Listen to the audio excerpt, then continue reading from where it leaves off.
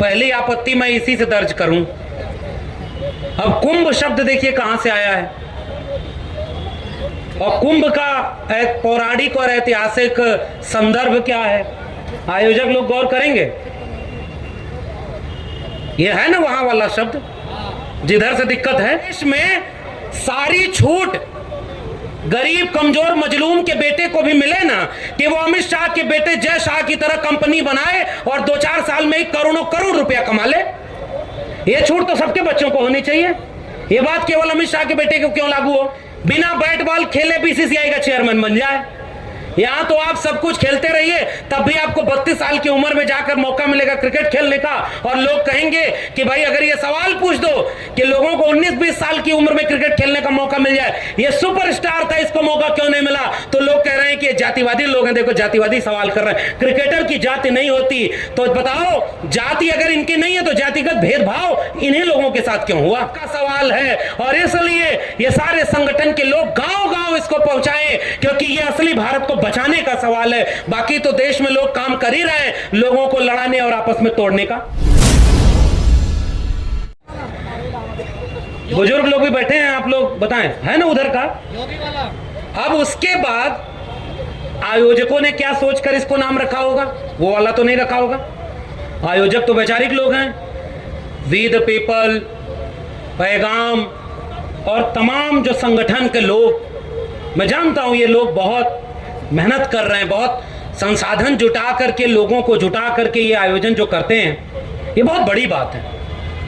पिछले दिनों भी आयोजन किया था, फिर कर रहे हैं और लगातार करते जा रहे हैं। यानी ये वैचारिक लोग हैं, तो इसका मतलब इन्होंने जो इसका इस्तेमाल किया है वो जुटान के अर्थ में किया है, लोगों को इकट्ठा करने के अर्थ में किया है। और बहुत बड़ी तादाद में लोग हों ऐसी उम्मीद करते हुए इसका नाम महाकुंभ रख दिया। तो भाई गलती इनकी थोड़ी है। अब हमारे लोगों की ये जागरूकता है, अति जागरूकता है। हमारे लोग इतने ज्यादा जागरूक हो गए हैं कि अब ऐसे कार्यक्रमों में भी जाने की जरूरत नहीं महसूस करते।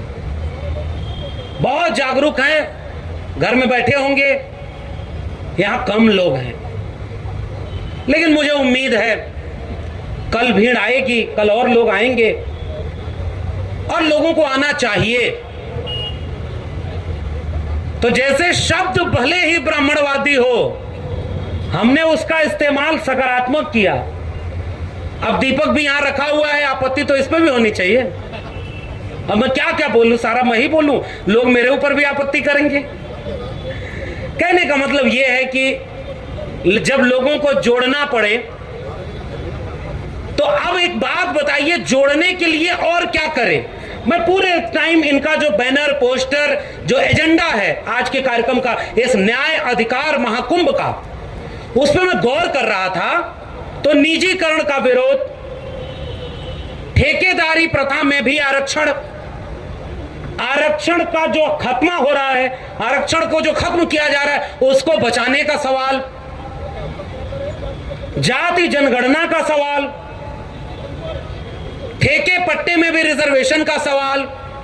क्योंकि भाई ठेके पट्टे एक ही जाति के लोगों या एक ही तबके के लोगों को क्यों मिले?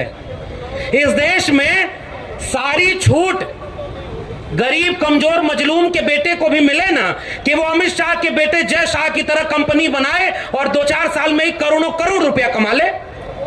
ये छूट तो सबके बच्चों को होनी चाहिए। ये बात केवल अमित शाह के बेटे को क्यों लागू हो? बिना बैट बॉल खेले बीसीसीआई का चेयरमैन बन जाए। यहां तो आप सब कुछ खेलते रहिए, तब भी आपको 32 साल की उम्र में जाकर मौका मिलेगा क्रिकेट खेलने का।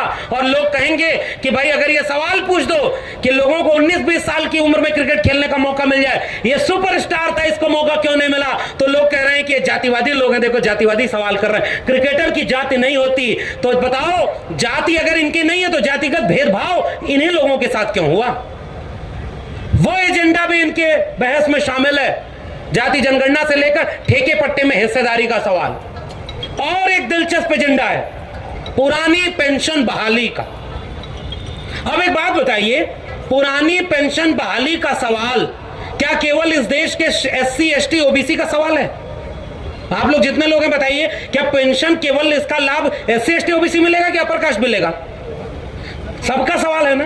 तो इसका मतलब इस सम्मेलन में उन लोगों को भी आना चाहिए जिनका सवाल इसमें है।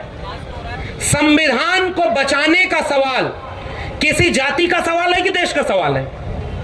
पुरानी पेंशन किसी जाति का सवाल है कि देश का सवाल है? सबको बराबर की हिस्सेदारी और न्याय मिले, यह किसी जाति का सवाल है कि पूरे देश के बनाने का सवाल है? लेकिन मैं तो परेशान हूं यह बात सोचकर और विचार कर रहा हूं कि संविधान को बचाने की कोई भी रैली पूरे देश में आप देखो, उसकी अगुवाई इस देश का वंचित शोषित बहुजन समाज ही कर रहा होगा। 26 नवंबर को न मेरा बात मानना तो पढ़ लेना, खोज लेना, 26 नवंबर संविधान दिवस इस देश में कहां कहां मनाया जाता है और कौन लोग उसको मनाने वाले हैं। मैं तो आपको एक प्रयोग के रूप में एक सैंपल दे रहा हूं। सरकारी संस्था छोड़ दीजिएगा, सरकार तो सरकारी काम करती है। सरकारी लोग तो 14 अप्रैल को बाबा साहब की मूर्ति पर भी माला पहना देते हैं और वहीं बैठ करके, अब तो बाबा साहब की मूर्ति पर माला पहनाना छोड़िए, उनके आगे कुछ भगवानों की आकृति भी बनने लगी है दिल्ली में। पहचान रहे ना आप?